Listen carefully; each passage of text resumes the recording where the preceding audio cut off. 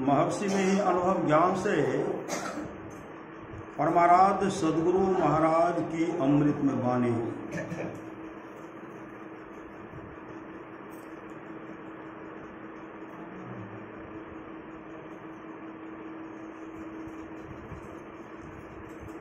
परमाराध्य सदगुरु महाराज की वाणी है,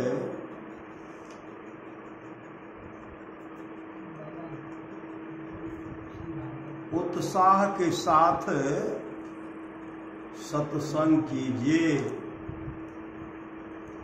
उत्साह के साथ आप सत्संग कीजिए। जो आपको सत्संग के उत्साह में विघ्न डालते हैं उनको परमात्मा दंड देते हैं। जिनको सरकार दंड नहीं दे नहीं सकती उसको परमात्मा दंड देते हैं। परमात्मा दंड देते हैं, परमात्मा दंड देते हैं। मैं 3 बार कहता हूँ, जिनको यहाँ के सरकार के दरबार में दंड नहीं मिलता उनको परमात्मा के दरबार में दंड होगा। संतों ने कहा है कि भजन करने से मोक्ष होता है। भजन करने से मोक्ष होता है तो होगा, इसमें संदेह नहीं। जो लोग गुरु में अटूट श्रद्धा नहीं रखते हैं उनका कुशल मेरे जानते होने योग्य नहीं है। जो गुरु में अटूट श्रद्धा नहीं रखते हैं उनका कुशल मेरे जानते होने योग्य नहीं है। जो गुरु में अटूट श्रद्धा रखते हैं उनके लिए मोक्ष मार्ग का खुल जाना और अंत तक पहुंच जाना पूर्ण संभव है।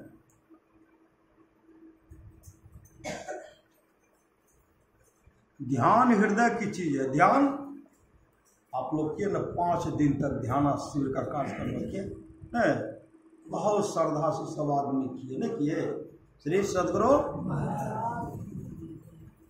ध्यान हृदय की चीज है, उसको अपने ही जानेंगे। अपने को ठीक ठीक लगाना चाहिए।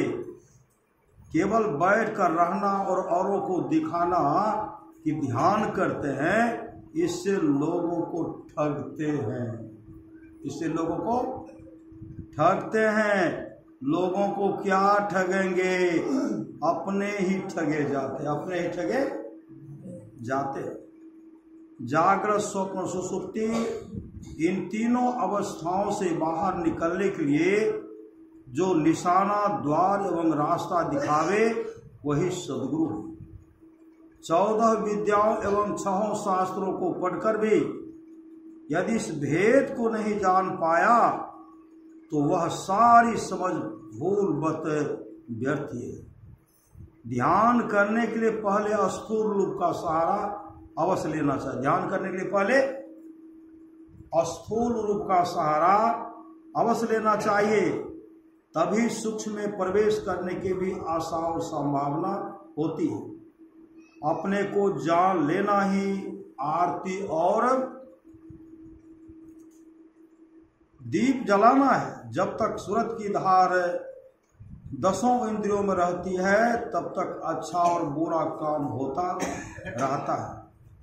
हिम्मत मत हारिए।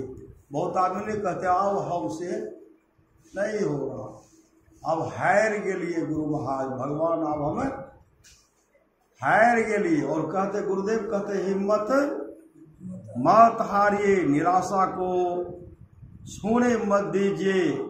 अपने घर में बराबर सत्संग करते रहिए। अपने घर बराबर सत्संग करते रहिए। इससे बड़ा लाभ है। इससे बड़ा लाभ है। सत्संग के लिए 2-4 रुपये खर्च होने से भय मत खाइए। शरीर के रोगों को तो वह छुड़ाता है, पर संसार व्याधियों से तो सदगुरु ही मुक्त करते हैं। इसलिए गुरु का दर्जा उससे बड़ा है। तन मन से गुरु की सेवा बहुत लोग करते हैं, पर निज मन से बहुत थोड़े ही लोग सेवा करते हैं। इस संसार सागर से तरना बड़ा ही कठिन है, पर जो नाम भजन करते रहेंगे वे अवश्य इससे पार उतर जाएंगे। ठीक विधि से भजन करने से अंतर में ज्योति प्रकट हो जाएगी। ऐसे भक्त को भगवान की गुप्त प्रकट सभी महिमा जानने में आती है। श्री सद्गुरु महाराज की जय। बंदो गुरुपद कंद कृपा सिंधु नररूप हरि, महामोह तम कुंज जासु बचन रवि करनि करा। धन्य धन्य सतगुरु सुखदा, महिमा कही न जाए। जो कुछ कहो तुम्हारी कृपा, मोते कछु न बसाए। अव्यक्त रूप में प्रातः स्मरणीय अनंत श्री विभूषित परम पूज्यपाद सद्गुरु महाराज के चरणों में कोटि कोटि नमन। विशिष्ट गुरुजन, उपस्थित सत्संग प्रेमी महानुभावों, माताओं एवं बहनों, सभी के अंदर में बैठे हुए परमात्मा को कोटि कोटि नमन। अभी हम लोग रामचरितमानस सारस्वती के सप्तम सोपान उत्तर कांड से सुन रहे थे। गिरिजा संत समागम समन लाभ पशुआन, बिनु हरि कृपा न होय सो गावहि वेद पुराण। हे गिरिजा, संतों की संगति के समान दूसरा लाभ नहीं है। बिनु हरि कृपा न होय सो गावहि वेद पुराण। जब तक हरि की कृपा, परमात्मा कृपा नहीं होगी, तब तक कहीं संतों की संगति, संतों का समागम और सत्संग नहीं होता। सोई सर्वज्ञ गुणी, सोई ज्ञाता, सोई महिमंडित पंडित दाता। सो कुल धन उमा सुनो, जगत पुज सुपुनीत। श्री सद्गुरु सो कुल धन उमा सुनो, जगत पुज सुपुनीत। श्री रघुवीर परायनो, जहि नर उपज विनीत। यह भी सुन रहे थे, राम कथा के ते अधिकारी। राम कथा सुनने के वे ही अधिकारी हैं जिनको सत्संगति अति प्यारी, जिनको सत्संगति अत्यंत प्यारी है, वे ही राम कथा सुनने के अधिकारी हैं। जिस सत्संग हम लोग बैठे हुए हैं, यह सत्संग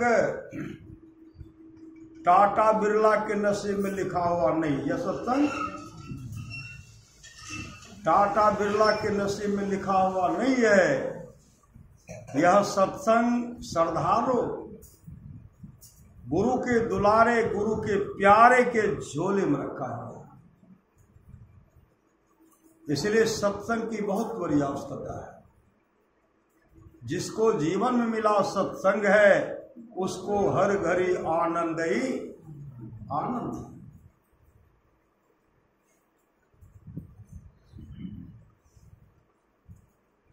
श्री सद्गुरु परमाराज महाराज की वाणी है, थोड़ा सा भी सत्संग करो बड़ा लाभ होता। थोड़ा सा भी सत्संग, जितना लाभ की बहुत धन के मिलने, बहुत विद्या के पढ़ने से नहीं होता, उनको सत्संग से लाभ होता, उतना लाभ सत्संग से होता है। नित्य नियमित ढंग से सत्संग करो, नित्य नियमित ढंग से सत्संग करो। और सत्संग से खाली कोई मत रहो, सत्संग से खाली कोई मत रहिए। अभी अमृत की वर्षा हुई, अध्यात्म ग्रंथ का सार सार ज्ञान कह दिया, जिसको याद रहा उसको अमृत मिला, जिसको याद नहीं रहा उसने अमृत को खो दिया। इसलिए सत्संग लागी रहो रे भाई, तेरी बिगड़ी बात बन जाएगी। सत्संगति दुर्लभ संसारा, निमिष दंड भरी एको बारा। सत्संग बहुत दुर्लभ है, बहुत दुर्लभ है। आप लोग जानते होंगे, सच्ची घटना है। एक समय की बात है, गुरुदेव के पास बहुत भक्त पहुंचे, बहुत। हमको सत्संग का समय दिया जाए, हमको दिया जाए, हमको दिया जाए। पूज्यपाद बाबा सब भी गुरुदेव से कहते थे, हुजूर फलाना बाबू को सत्संग का समय दिया जाए, ये अच्छा ढंग से व्यवस्था कर लेंगे। बहुत गण्यमान्य व्यक्ति है, मतलब उनका बड़ाई कर रहे हैं, अब इनको दे दिया जाए, सत्संग का समय दे दिया जाए। सब कहते रहे, गुरुदेव सुनते रह गए। जब सब का कहना समाप्त हो गया, गुरुदेव ने कहा, अमुक तारीख को जो हम सत्संग देने के लिए जा रहे हैं, अमुक तारीख के लिए जो आप लोग सत्संग मांग रहे हैं, हम किसी के कहने पर नहीं देंगे, हम अपने मन से देंगे। हम अपने मन से देंगे, किनको देना हम देंगे।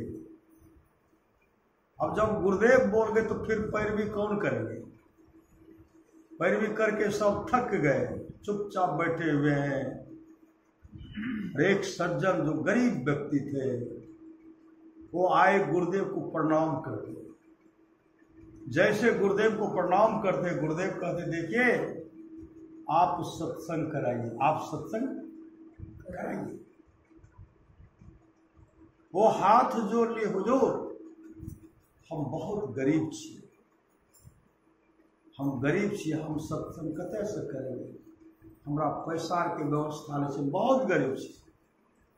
गुरुदेव ने कहा, देखिए लोग से सहयोग मांगिए, चंदा मांग करके सत्संग कराइए, लेकिन वह सत्संग तुम्ही को करना, तुम कराओगे, तुम ही करो।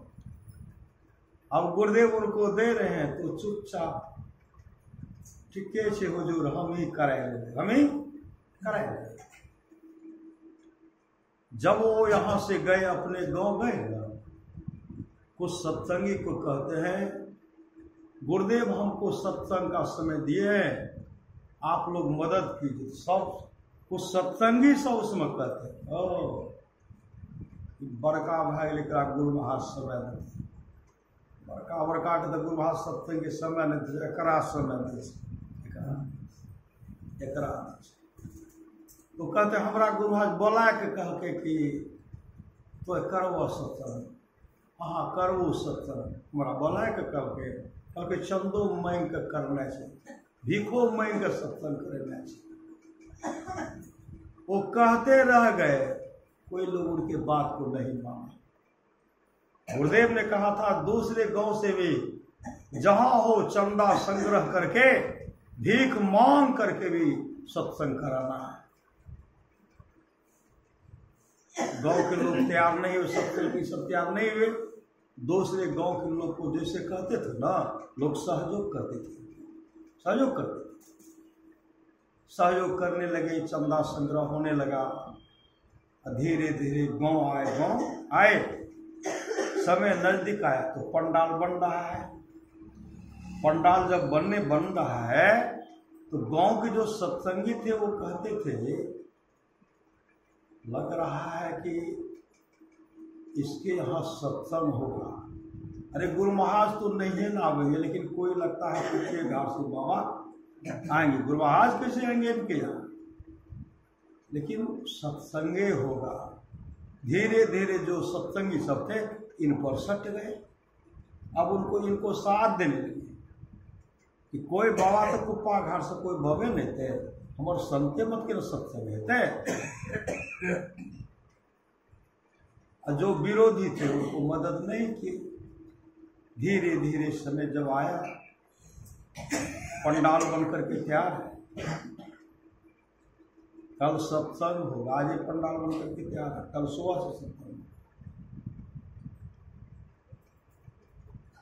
गुरुदेव के पहुंचने से पहले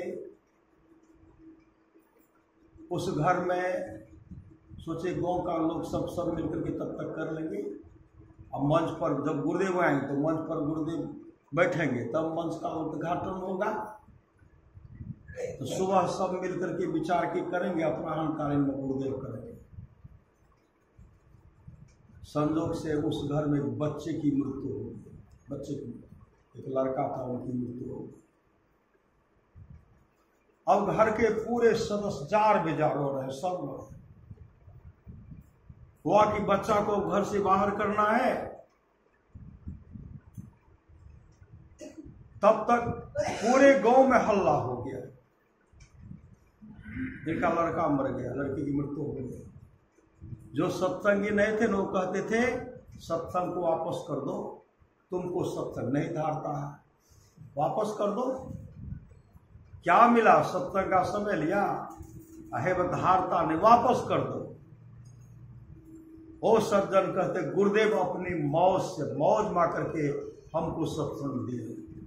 बच्चा को जहां जाना था चला गया, लेकिन मेरा सत्संग नहीं मुझे, सत्संग मेरा नहीं गया। बच्चा घर में रखा हुआ, बच्चे की मां धारा प्रवाह सुबह रही, घर से निकालने का उनको मौका नहीं मिला। तब तक गुरुदेव का पदार्पण हो गया। जैसे गुरुदेव का पदार्पण हुआ, सब मिल करके बच्चे को घर में जो था, घर के सदस्य घर के दोगुने दोगा होता है, उसी में बच्चा को रख करके कपड़ा से ढक दिए। अब गुरुदेव की सेवा में लग गए। गुरुदेव मंच पर गए, गुरुदेव प्रवचन करने लगे। अब प्रवचन जब करते हैं तो गृहपति जो है धारा प्रवाह से बहा रहे, आंसू बहा रहे। गुरुदेव कहते सत्संग कराने बहुत खर्चा होता है, सत्संग कराने में बहुत खर्चा होता है, भोज भंडारा देना पड़ता है, साधु महात्मा को विदाई करना पड़ता है। जब इसका डर था तो सत्संग का समय क्यों ले लिया? मंचे पर गुरुदेव प्रवचन कर, और गुरुदेव अपनी मौज से उनको देते, अपनी मौज से। सत्संग में खर्चा होने से डरता है, सब ले देता है। अभी रो रहा है, वो तो धारा प्रवाह से बहा रहे थे, तो गुरुदेव आ गए, मेरे यहाँ गुरुदेव आ गए। अब बच्चा का शुद्ध बुद्ध नहीं है, बच्चा पक गया। ये आंसू बहाना छोड़िए नहीं रहे हैं, धारा प्रवाह बहा रहे हैं। गुरुदेव कहते देखो ये किस तरह रो रहा, देखते हो किस तरह रो रहा है। इस तरह रो रहा कि लगता है इसका बेटे बन गया। वो उठ करके खड़े हो गए और खड़े हुए कहते, रोते हुए कहते, हाँ गुरुदेव मेरा लड़का मर गया, मेरा लड़का मर गया। उसी समय उस सप्ताह में कुछ ऐसे भक्त थे, उनसे पूछते हैं क्या बोल रहे हैं, ये क्या बोल रहे हैं? वो भक्त को सज्जन कहते हैं, हाँ गुरुदेव सुबह में इनका लड़का था जिनकी मृत्यु हो गई। उसी समय गुरुदेव मंच पर से उतरते हैं और एक फूल लेते, फूल लेकर के आगे बढ़ते हैं। कहाँ बच्चा कहाँ छे हो? तो सब इशारा करते इस घर में। अब बच्चे की दादी छेक लेती है, नहीं हुजूर अहाँ नहीं जइयो घर, अहाँ छुआए देवे, अहाँ छुआए देवे, अहाँ छुआए देवे, अहाँ नहीं जइयो। पूज्य गुरुदेव कहते जब बच्चा जीवित रहता है उनके माता पिता कहाँ से कहाँ रखते हैं, जब बच्चे की मृत्यु हो जाती है छुआ जाता है, मैं भी एक फूल चढ़ा देता, मैं भी एक फूल चढ़ा देता। एक फूल रखते हैं दुखियार ने तो बच्चे की माँ तो धारा प्रवाह से बहा रहे थे। गुरुदेव ने कहा बच्चे की माँ कहाँ उठाओ और इसे दूध पिलाओ, बच्चे की माँ कहाँ उठाओ और इसे दूध पिलाओ। दुखियार ने तो बगल में रो रहे, दौड़ पड़ी, बच्चे को जैसे उठाती है बच्चा रोने लगता है, दूध पिलाती है बच्चा दूध पीने लगता है।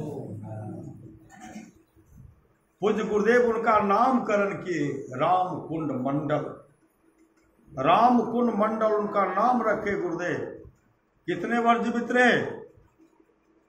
95 वर्ष तक जीवित रहे, 95 वर्ष तक जीवित रहे, 95 वर्ष तक जीवित रहे। हाल में उनका शरीर छूटा है।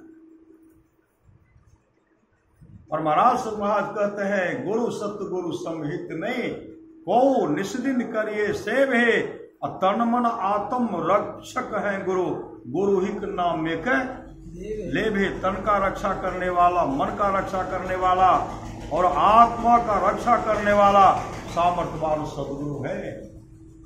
अभी सुन रहे थे गुरु पद प्रीति नीति रत जेई अद्विज सेवक अधिकारी तेई।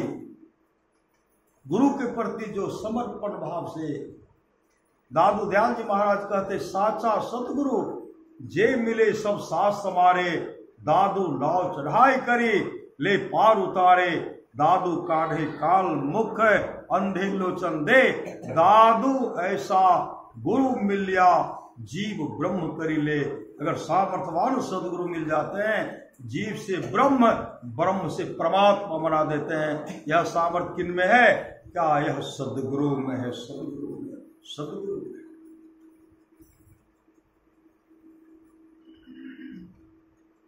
मति की रति गति भूत भलाई, जब जही जतन जहां जही पाई, सो जानव सत्संग प्रभाव लोकों वेदना आन पाई। तमाम चीजें आज तक जिस किसी को प्राप्त हुआ है सत्संग के प्रभाव से वह जानना चाहिए। लोक और वेद में इसके मिलने का दूसरा कोई उपाय नहीं है। गिरिजा संत समागम असमन लाभ कछु आन, सुन रहे था ना?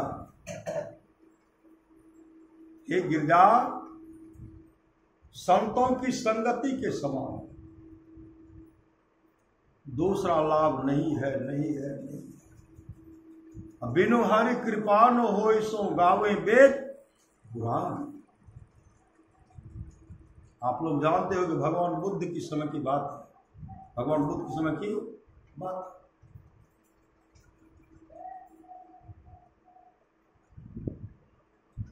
एक ब्राह्मण ब्राह्मणी गए भगवान बुद्ध को प्रणाम करने के लिए। भगवान बुद्ध को प्रणाम करते हैं, ब्राह्मण ब्राह्मणी प्रणाम किए, भगवान बुद्ध उनको आशीर्वाद दिए। अब ब्राह्मण कुमार जब उनका एक इकलौता पुत्र था जो 5 वर्ष का था, वो जब प्रणाम किए ना, भगवान बुद्ध अपने सिर को झुका, नीचे कर लिए, सिर को झुका लिए। आनंद कहते भंते इनके माता पिता को प्रणाम किए, इनके माता पिता आपको प्रणाम किए तो आपको उनको आशीर्वाद दिए, दीर्घजीवी भव का आशीर्वाद आप दिए। यह ब्राह्मण कुमार जो 5 साल का है, 5 साल का ब्राह्मण कुमार जो है, जो इकलौता पुत्र है, आपको प्रणाम किए तो आप कुछ नहीं बोले, भंते उनको आशीर्वाद तो दीजिए। कई बार इस बात को आनंद दोहराए, भगवान उनको आशीर्वाद दीजिए, इकलौता पुत्र है। भगवान बुद्ध कहते आनंद मैं उसे क्या आशीर्वाद दूं? यह ब्राह्मण कुमार मात्र 7 दिन जीवित रहेगा, 7 दिन बचेगा, मैं इसे क्या आशीर्वाद दूं? जैसे 7 दिन का नाम सुनते हैं ब्राह्मण ब्राह्मणी तारा प्रभाव से आ रहे हैं, गिर बजर रहे हैं, धारा प्रवाह से बहा रहे हैं, उसी से आनंद कहते भंते इनके माता पिता बहुत रो गए, भंते इनको आशीर्वाद दे दीजिए, इनको आशीर्वाद दीजिए ना। भगवान बुद्ध कहते देखो आनंद, इसके लिए सत्संग कराना पड़ेगा, 7 दिन तक सत्संग कराना पड़ेगा। ऐसा घेरा, सुंदर घेरा बनाओ श्री सदगुरु महाराज, घेरा बनाओ, घेरे के अंदर में 7 दिन तक सत्संग होगा। यह ब्राह्मण कुमार बैठ करके सत्संग सुनेगा। आदेश हो गया, घेरा बनाया गया, घेरे के अंदर में 7 दिन तक सत्संग हुआ। ब्राह्मण कुमार आगे में बैठकर एक टक भगवान बुद्ध को देखते रहते, एक टक भगवान बुद्ध को देखते रहते।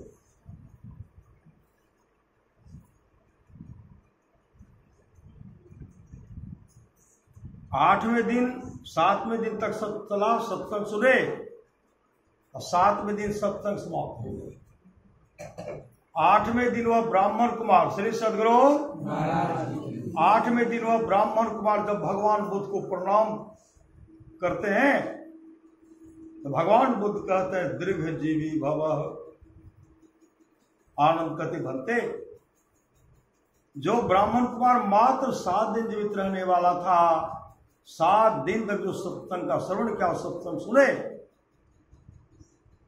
और आपको जो प्रणाम किए, आप उनको आशीर्वाद दिए दीर्घ जीवी भव भंते। यह ब्राह्मण कुमार कितने वर्ष जीवित रहेगा? भगवान बुद्ध कहते 120 वर्ष। श्री सदगुरु जो 7वें दिन उनकी मृत्यु होने वाली थी, और सत्संग जब सुने कहते हैं कितने वर्ष जीवित रहेगा? भगवान बुद्ध कहते 120 वर्ष।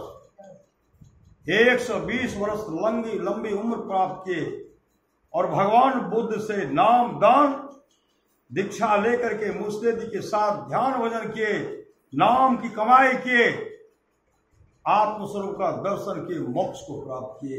इस सत्संगति दुर्लभ संसारा निमिष दंड भरी एक हमारा।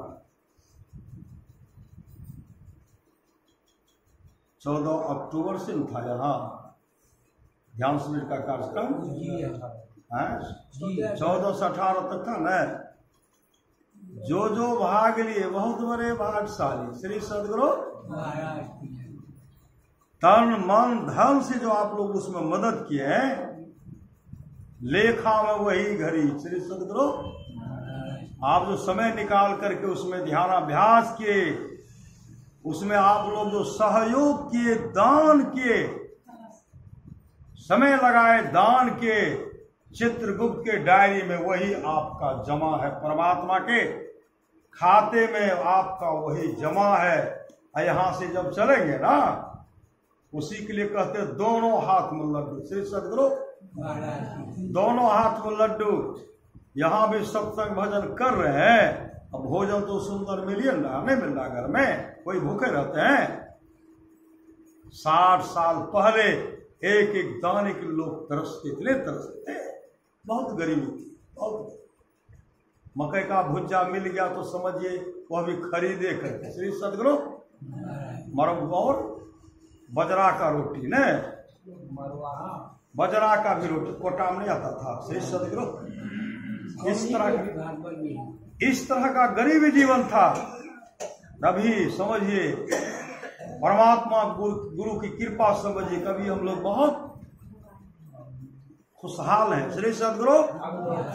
परमाराज सदगुरु महाराज ने कहा ईश्वर भजन श्री सदगुरु।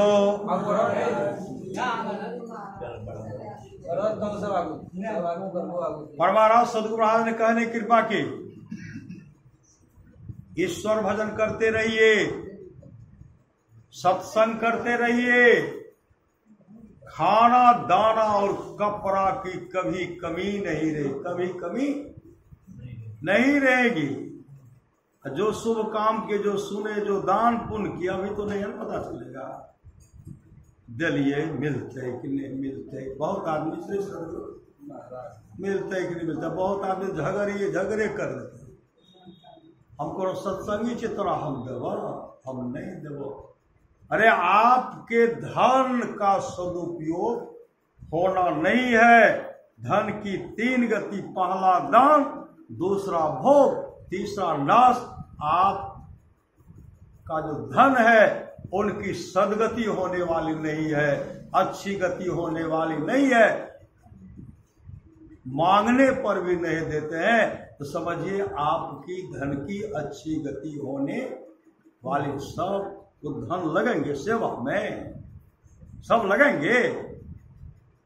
बहुत आदमी देते हैं, अनमनस ढंग से दिए, कुछ दिए भंडारा में लग गया, कुछ खा भी लिए और कुछ जस का तस से रह गया। श्री सदगुरु कृपण मत बने, कृपण ने अभी सुन रहे थे ना, धन की 3 गति है। सो धन धन्य प्रथम गति जाके, धन्य पुण्य रत मति सुख सोई पाकी। वह धन धन्य है जिसकी प्रथम गति है, अर्थात जो दान में लगता है, दान में लगता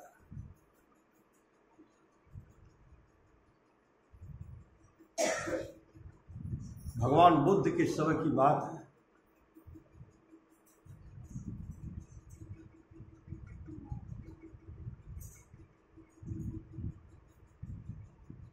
भगवान बुद्ध के शिष्य थे, शिष्य भिक्षु, पहुंचे साधक थे। सब दान देने के लिए उनको व्याकुल रहते थे, कब इनको दान दें। भगवान बुद्ध ध्यान करते थे, ध्यान से जब निकलते थे ना, बहुत के मन में होता हम देंगे, हम देंगे। अब भगवान इंद्र के भी मन में होता था भगवान बुद्ध को हम दान करेंगे। अब भगवान बुद्ध निकलते थे, इंद्र इंतजार करते थे, और भगवान बुद्ध ऐसे ऐसे गरीब भक्त के सामने पास चले जाते थे। गरीब भक्त श्रद्धा से भगवान बुद्ध को दान देते थे, और दान लेकर के आते थे, वही खाते थे। इंद्र ताकते रह गए, इंद्र के हाथ से दान नहीं। इंद्र रूप बदल बदल करके आते थे भगवान बुद्ध के पास, लेकिन दान नहीं लेते, दान नहीं लेते। एक दिन की बात है, कतार में लगे हुए इंद्र भी लगे हुए, हम दान देंगे, मेरे पास आएंगे, यहां आएंगे ही, लेकिन भगवान उधरे शुरू कर दिए, उधरे शुरू कर दिए, तो वही दान। और जब ध्यान करके निकले तो क्या करते, भगवान बुद्ध के एक शिष्य थे, वो जब ध्यान करके निकले, आगे बढ़ते हैं भिक्षा पात्र लेकर के,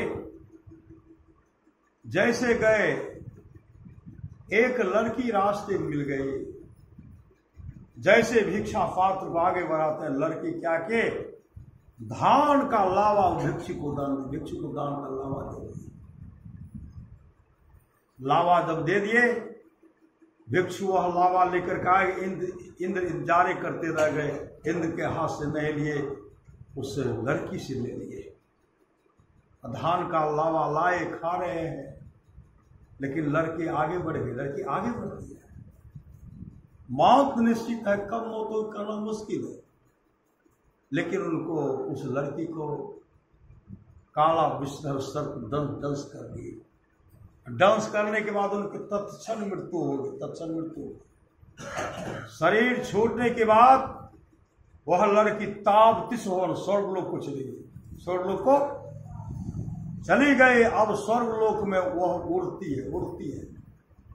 दान का फल, दान जो किए, स्वर्गलोक में उड़ रही है, यहां से वहां भ्रमण कर रहे हैं। वो जो खुशहाल जीवन वहां व्यतीत करती है, तो लड़की वहां से स्वर्गलोक से आती है।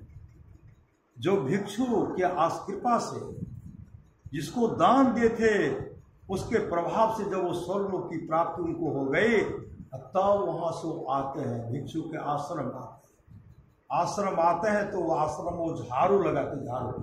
मंदिर का सत्संग, मंदिर का सेवा सब नहीं कर सकते हैं, सदगुरु गुरु का घर का सेवा सब नहीं कर सकते हैं।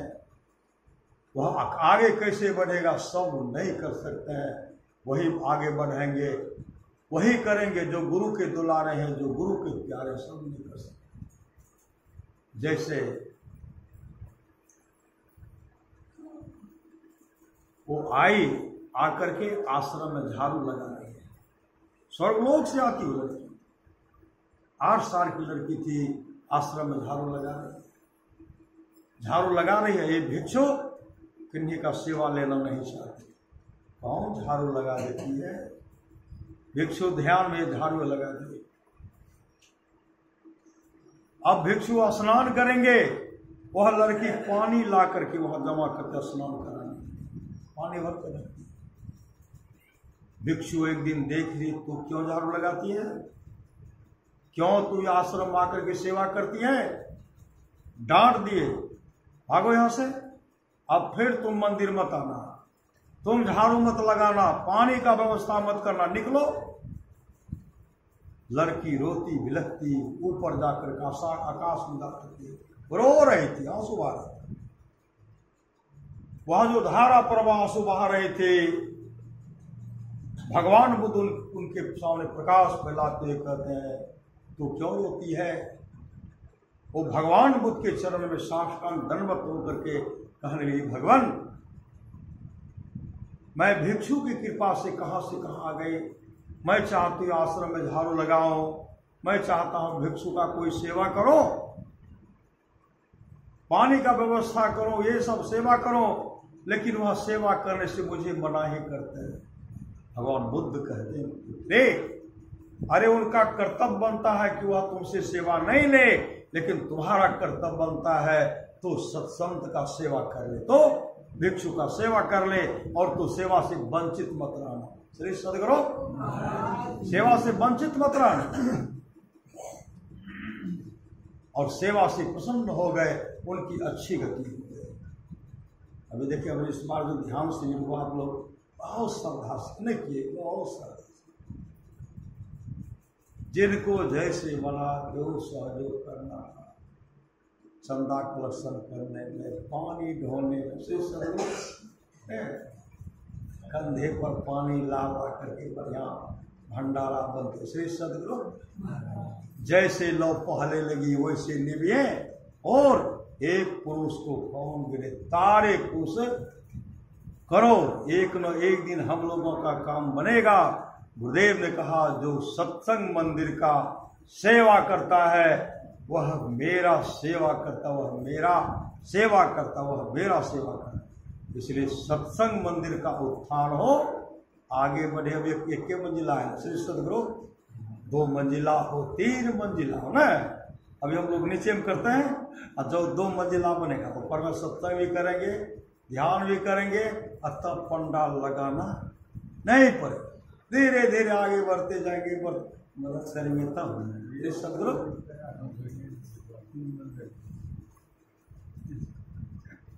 आज एक जगह सत्संग करे, तो माता जी कहने लगी, बाबा पैसा जे कुछ निकाल ले, 2000 या उन्हें गिर गए, 2000 अलग वो गिर गए, 500 अलग गिर गए। अब अक्सर हमार खुलले छे, बेटा के चाहे देखियो माय के पैसा केना केना है। बेटा उठा के दल के, हे माय हे चुप पैसा है, अब खोज भी तोरा मिल तो हले पैसा, तो बेटा उठा के दे दल के। अब फिर वो बक्सा खुलले छे, माय के बेटा के छे, माय के बक्सा खुलले छे। अब हम की करी, जे भी जेवर आ रहे ने कहलिए, अब हमरा खुल यादे नहीं चला, बेटा तो ही रखो। श्री सदगुरु तो कल के सब दे दिलिए, नहीं तो कोई खिलाइए न रहती है, सब दे दिलिए। कहलिए मांगवे नहीं, कल कथी मांगे? श्री सदगुरु दान। इसी तरह दान कीजिए। श्री सदगुरु समय लगाए ना, ये समय लगाना भी दान है।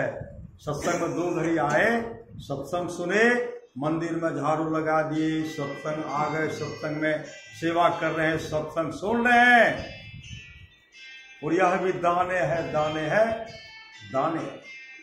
100 धन धन्य प्रथम गति जाके, धन्य पुण्य रत मति सोई पाती। आप लोग जानते होंगे सेठानाथ पिंडक, उनका बचपन का नाम था सुनंद। धम्मपद में यह कथा है। श्री सदगुरु सुनंद जब जाते थे ना, पहले ससुराल शेर थे, सब खाते गए, ससुर आगे पीछे करते थे हमेशा, 100 लगे रहते। साला सरहोए जो साली सब आगे पीछे, और देखने में भी सुंदर, बहुत सुंदर, सब आगे पीछे। एक समय की बात है, सुनन जब ससुराल गए ना, उनके पास कोई बैठते ही कोई, पहले खूब खातिरदारी, अब कोई खातिरदार है, कोई बैठते भी नहीं है, कोई गप भी नहीं करते हैं। सास को फुर्सत नहीं, ससुर को फुर्सत नहीं, साली सरहोए साला किसी को फुर्सत नहीं। सुनंद अपने पत्नी से कहने लगे, अब मैं कभी ससुराल नहीं आऊंगा, कभी ससुराल नहीं आऊंगा। कहा क्यों? कहा पहले आते थे खातिरदारी होती थी, अब कोई आकर के बात भी नहीं करते, कोई गप भी नहीं करते, जा रहा हूं अब कभी आऊंगा ही नहीं। उस समय उनकी पत्नी कह, देखिए अभी बाबूजी, मेरे पिताजी, मेरे भैया, मेरे जो भी हैं सब अभी सत्संग का व्यवस्था में लगे, सत्संग का व्यवस्था का कहाँ होगा सत्संग? कहा मेरे पिताजी सब सत्संग करवा रहे हैं, उसके व्यवस्था में मतलब सत्संग का चंदा संग्रह कर रहे हैं, पंडाल बन रहा है, उसमें भगवान बुद्ध प्रवचन करेंगे, उसी व्यवस्था में लगे हुए हैं, इसलिए उनको अभी तक फुर्सत नहीं आपसे बैठने के लिए, गप करने का। सेठनाथ पिंड कहते हैं, सुनंद कहते हैं, क्या हमसे भी कोई विशेष होगा? हम दमाद हैं ना, हम उसका बहनोई, किसी का बहनोई है, और हमसे भी विशेष होगा, हमसे विशेष सुंदर होगा, मुझसे बेसी धन संपत्ति वाला होगा। उनकी पत्नी कह, देखिए भगवान बुद्ध आ रहे, संत सदगुरु आ रहे हैं, उन्हीं की सेवा में वो लगे हुए, रह जाइए, मतलब रह जाइए।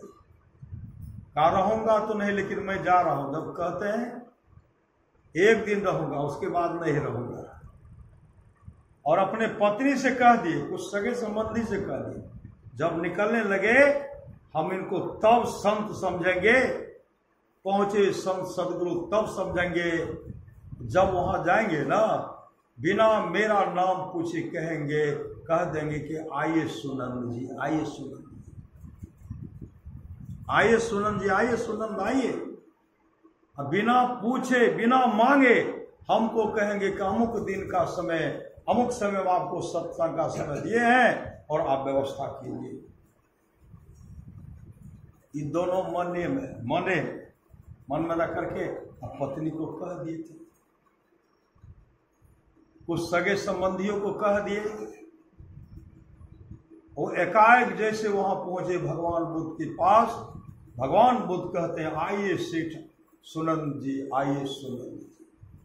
क्यों कह दिए? अंतर की दृष्टि खुली थी। गुरुदेव पुष्पाद गुरुदेव कहते थे, मेरे पास कौन लोग क्या सोच करके आते हैं, क्या क्या मन में सोच करके आते हैं, क्या क्या करके आते हैं, सब हमको पता है।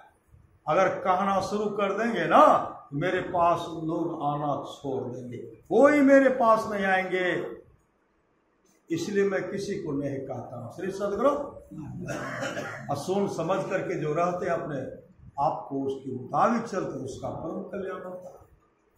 आइए सुनंद जी आइए, ये तो चौंक हम तो सिर्फ पत्नी को कहे थे, अब पत्नी बुद्धि कैसे जान गए?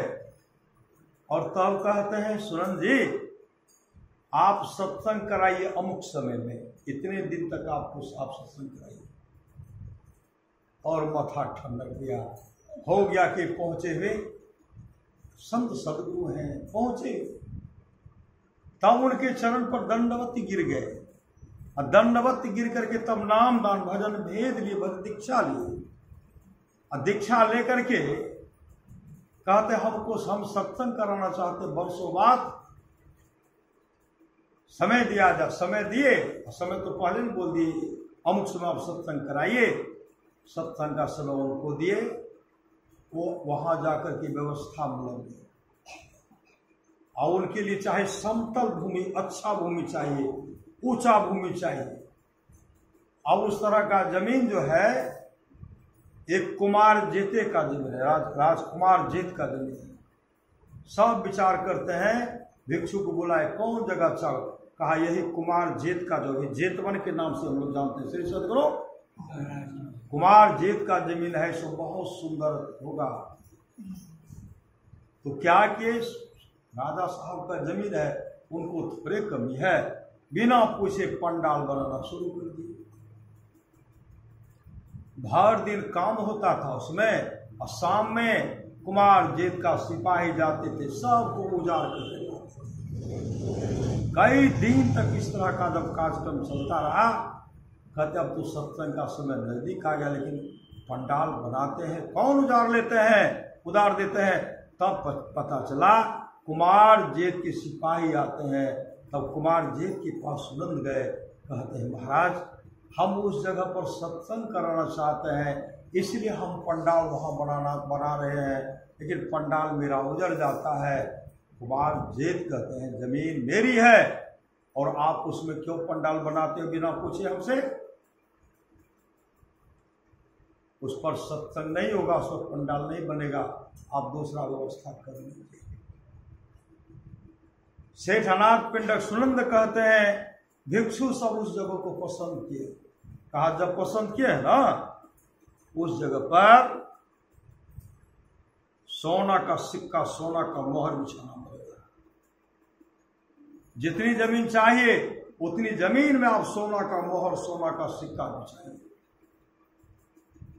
वह सिक्का मेरा होगा, सोना का सिक्का मेरा, मोहर मेरा होगा, और सत्संग के बाद जमीन भी मेरा ही हो जाएगा। सुनंदनाथ पिंडक मान ले कहा ठीक है, हमको सत्संग कराने के लिए। जब रुपया मंगाते रहे, मंगा करके बिछाने लगे, कई करोड़ रुपया सोना का मोहर, कई करोड़,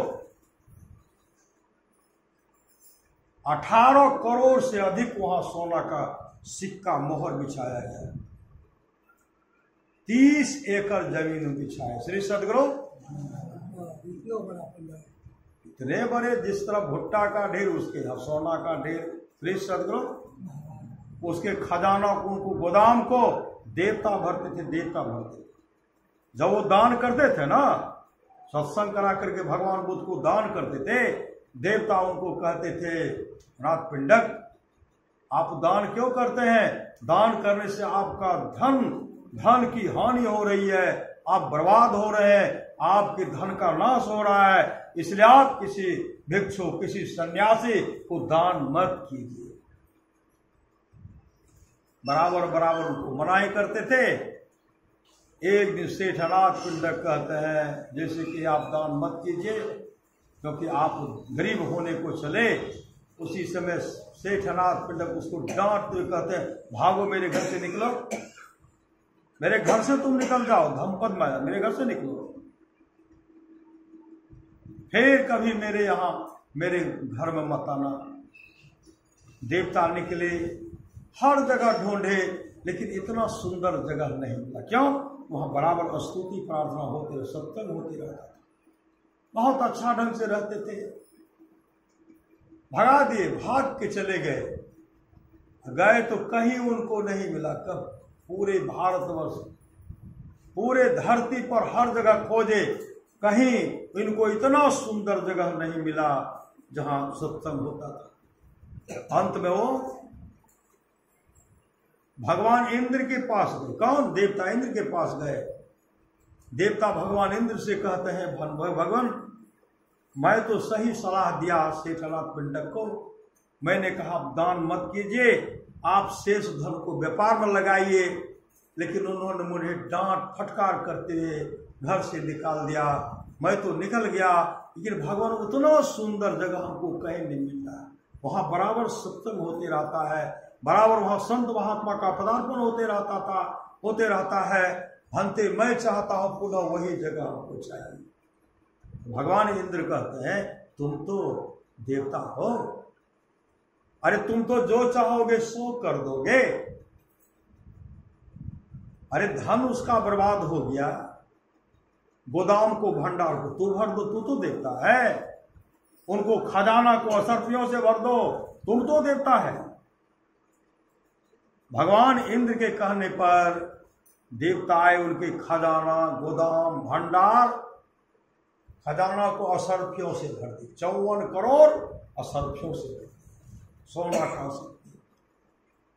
गोदाम भंडार को भर दिए। तब आते हैं सेठनाथ पिंडक के पास, कहते हैं मुझे रहने के लिए आप जगह दीजिए, इतना सुंदर जगह हमको कहीं नहीं मिल रहा है। उसी समय सेठनाथ पिंडक कहते हैं अगर तू मेरे घर में रहना चाहता है तो चलो मेरे गुरु से तू माफी मांगो, मेरे गुरु के पास चलो, और मेरे गुरुदेव जब तुमको रखने के लिए कहेंगे तो रखेंगे, नहीं तो नहीं रखेंगे। तब वहां आए भगवान बुद्ध के पास, भगवान बुद्ध के चरण लिपट गए और कहते भक्ते इनका घर मुझे बहुत पसंद है। भगवान बुद्ध कहते हैं अरे देवताओं, कोई दान करते हैं, शुभ काम करते हैं, तू मनाही क्यों करता है? अब कभी मनाही नहीं करना। देवता ने कहा भंते अब मैं कभी मनाही नहीं करूंगा, इसलिए मुझे रहने के लिए ही जगह चाहिए। तब भगवान बुद्ध उनको सेठ से कहा, सेठ से माफी मांगो, सेठ सदगुरु महाराज की सेठ से माफी मांगो। और सेठ से माफी मंगवाए। सेठनाथ पिंडक ने कहा मेरे भगवान के चरण में तू माथा को टेक करके रगड़ के को, तब मैं रखूंगा। सेठ सदगुरु रगड़े तब उनको रखिए। जब सत्संग का आयोजन हो गया, कुमार जेठ भी सत्संग का श्रवण के सत्संग सुने। वर्षों बाद सत्संग हुआ। अब सोना का मोहर ढेर जैसा रखा हुआ है। सेठनाथ पिंडक कहते हैं कुमार जेठ से आप सोना का सिक्का मोहर ले जाइए।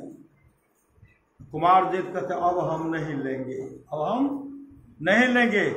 सेठनाथ पिंडक कहते हैं पहले तो आपने कहा था मैं सब सोना का मोहर ले लूंगा, तो आप ले लीजिए। मैं तो भगवान को पहले कह दिया हूं, वो लेंगे तो अब हमको वापस नहीं चाहिए। कुमार जी कहते नहीं आप लोग कहा हम नहीं लेंगे। बहुत दिन तक वह सोना का ढेर जमा रहा। तब भगवान बुद्ध के परामर्श से विचार लेकर के सेठनाथ पिंडक विचार करते बनते अगर आपका आदेश हो तो हम तो रुपया सोना का मोहर नहीं लेंगे, राजकुमार राजा भी लेना नहीं चाहते हैं, लेकिन आपका आदेश हो, यह इतना जो करोड़ सोना का असरफी है, इसमें सुंदर सत्संग मंदिर बना देते हैं, सुंदर सत्संग मंदिर बना देते हैं और उसमें बराबर सत्संग होगा।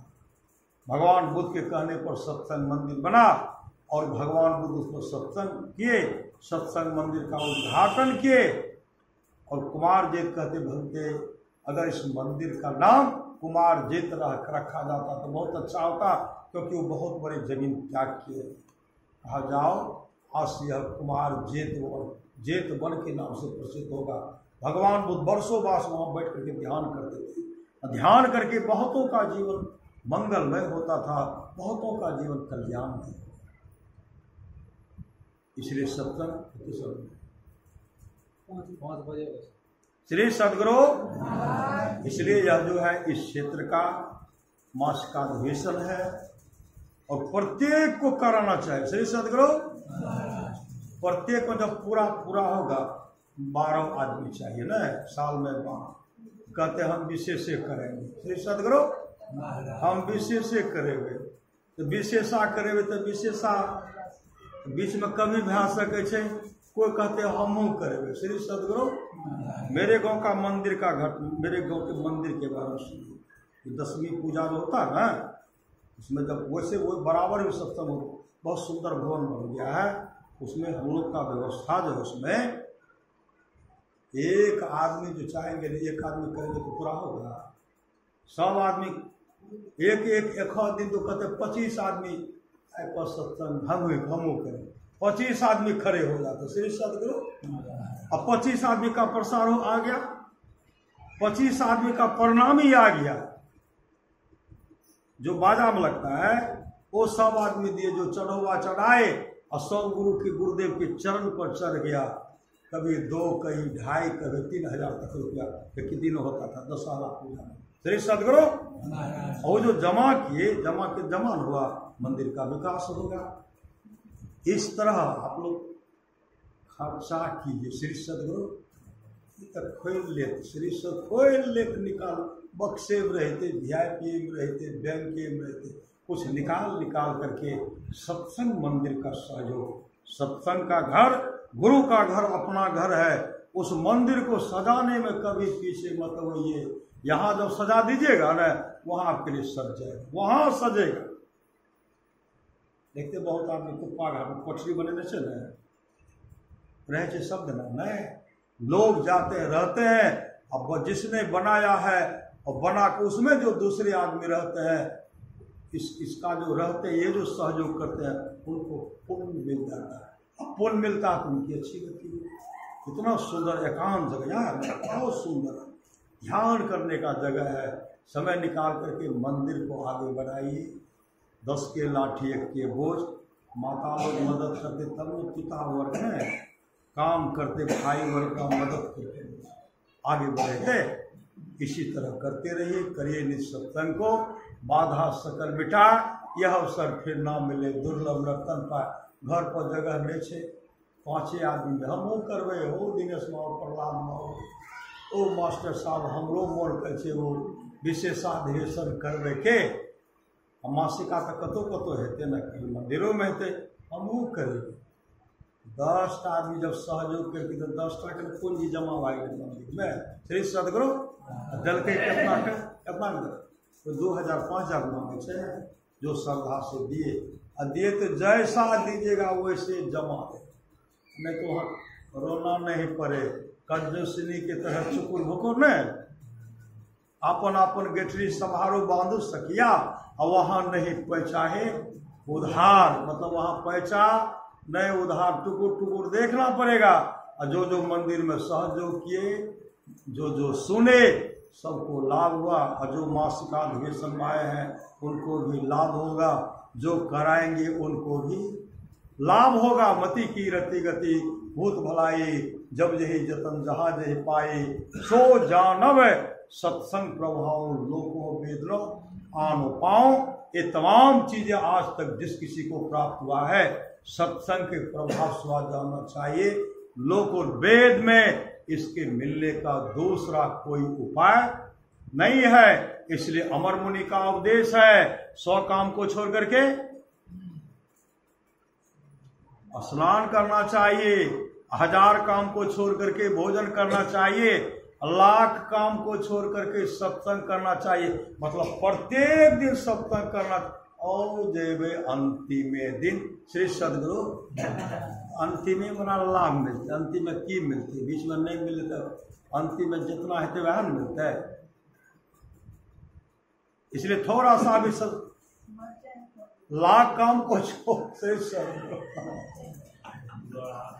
100 काम को छोड़ करके स्नान करना चाहिए, 1000 काम को छोड़ करके भोजन करना चाहिए, 1,00,000 काम को छोड़ करके सत्संग करना चाहिए, करोड़ों काम को छोड़ करके अपने जीवन के बागडोर को संत सदगुरु के हवाले करना चाहिए। भगवान श्री कृष्ण की वाणी है, निष्पाप उद्धव जी, कितना भी अश्वमेध यज्ञ कर ले, कृष्ण चंद्रायण आदि व्रत कर ले, उसकी द्वारा में सुलभता से प्राप्त नहीं होता। बस एक सत्संग ऐसा जरिया है जिसके द्वारा में सुलभता से प्राप्त हो जाता, उस भक्त के वश में हो जाता, और उस भक्त का परम कल्याण हो जाता। परमाराज सुरवाल की वाणी है, थोड़ा सा भी सत्संग करो, बड़ा लाभ होता है। जितना लाभ कि बहुत धन के मिलने, बहुत विद्या के पढ़ने से होता, उतना लाभ सत्संग होता है। नित्य नियमित ढंग से सत्संग करो, सत्संग से खाली कोई मत रहो। अभी अमृत की वर्षा हुई, अध्यात्म ग्रंथ का सार ज्ञान कह दिया। जिसको याद रहा उसको अमृत मिला, जिसको याद नहीं रहा उसने अमृत को खो दिया। भीख मैं भीख दे, तीनों लोग जीत ली, सस्ता में सौदा फूटेगा। बोलिए प्रेम से श्री सदगुरु मास्टर साहब जी श्रद्धा जिस प्रेम से करते हैं, इनकी तो चाहना होगी, कामना होगी। तो मासिक अधिवेशन गचे हैं, इनके चाहना को, इनके कामना को गुरुदेव ही पूरा करेंगे। ये तमाम भक्त भक्तिनी जो है, ये तमाम गुरु के दुलारे भी हैं, गुरु के प्यारे भी हैं। सदगुरु महाराज से प्रार्थना है, सदगुरु इस भक्त भक्तिनी का भी आप देख रेख करेंगे, इन तमाम का जीवन मंगलमय हो, यही सदगुरु महाराज से प्रार्थना है। श्री सदगुरु महाराज की जय।